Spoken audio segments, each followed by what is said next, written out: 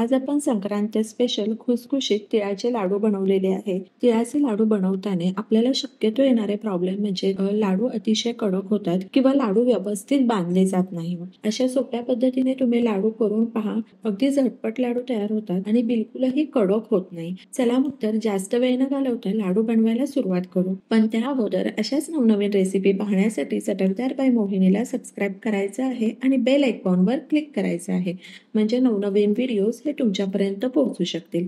चला मग तर आपण लाडू बनवायला सुरुवात करू.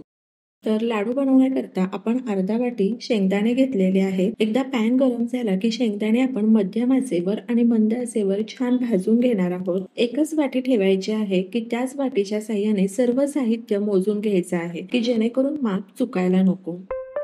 शेंगदाणे आपण मध्यम आचेवर छान खरपूस असे भाजून घेतलेले आहे. आता शेंगदाणे काढून घेऊयात आणि तीळही छान खरपूस भाजून घ्यायचा आहे. तीळ भाजून घेताना गॅस अगदी मंद आचेवर ठेवायचा आहे. तीळ आकाराने छोटे असल्यामुळे तीळ लगेच भाजून होतात. तर या ठिकाणी मी गावरान तिळाचा वापर केलेला आहे. बाजारामध्ये जे पांढरे शुभ्र तीळ येतात ते वापरले तरी चालेल, पण गावरान तीळ खायलाही छान लागतात. तीळही आपण छान खरपूस भाजून घेतलेले आहे. शेंगदाणे थंड झालेले आहेत, साल काढून घेऊ आणि मिक्सरला शेंगदाणे फिरवून घ्यायचे आहे. मिक्सरचं बटन एकसारखं ऑन नाही ठेवायचं. चालू बंद करून आपण हे शेंगदाणे वाटून घेणार आहोत. तीळ किंवा शेंगदाणे वाटून घेताना जर मिक्सरचं बटन एकसारखं ऑन ठेवलं तर त्याचा लगदा होऊ शकतो. शेंगदाण्याची अगदी बारीक पावडरही नाही करायची, थोडे जाडसर आपण ठेवलेले आहे. तीळ थंड झालेले आहे. तर अशाच प्रकारे आपण तीळही वाटून घेतलेले आहे. तर बोलमध्ये आपण वाटलेले शेंगदाणे आणि वाटलेले तीळ काढून घेऊयात. शेंगदाणे आपण अर्धी वाटी घेतलेले आहे, तीळही अर्धी वाटी घेतलेले आहेत आणि 1 वाटी गूळ घेतलेला आहे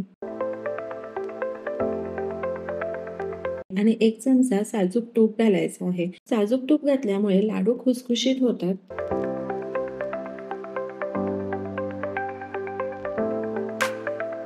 गूळ विरघळत आलेला आहे. अर्धा चमचा जायफळची पावडर घालायची आहे. जायफळऐवजी तुम्ही वेलची पूडही घालू शकता.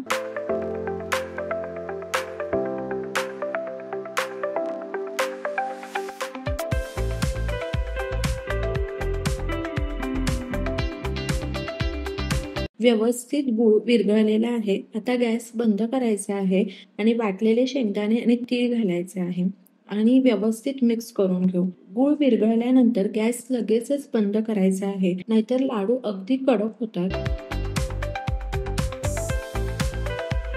मिश्रण एका ताटामध्ये काढून घेऊयात आणि मध्यम आकाराचे आपण लाडू बनवलेले आहे. तुम्हाला हवे तसे तुम्ही लाडू बनवू शकता, छोटे किंवा मोठे.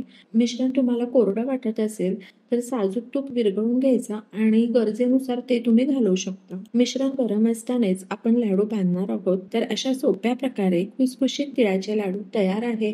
तुम्हीही अशा प्रकारे लाडू करून पहा आणि मला सांगा कसे वाटले ते. हे लाडू एकदा तयार करून ठेवले तर महिनाभर अगदी छान टिकतात. तर अशाच नवनवीन रेसिपी पाहण्यासाठी चटकदार बाय मोहिनीला सबस्क्राईब करायचं आहे आणि बेल आयकॉनवर क्लिक करायचं आहे.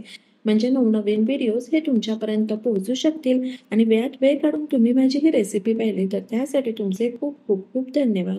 पुन्हा भेटूया अशाच एका नवीन रेसिपी बरोबर.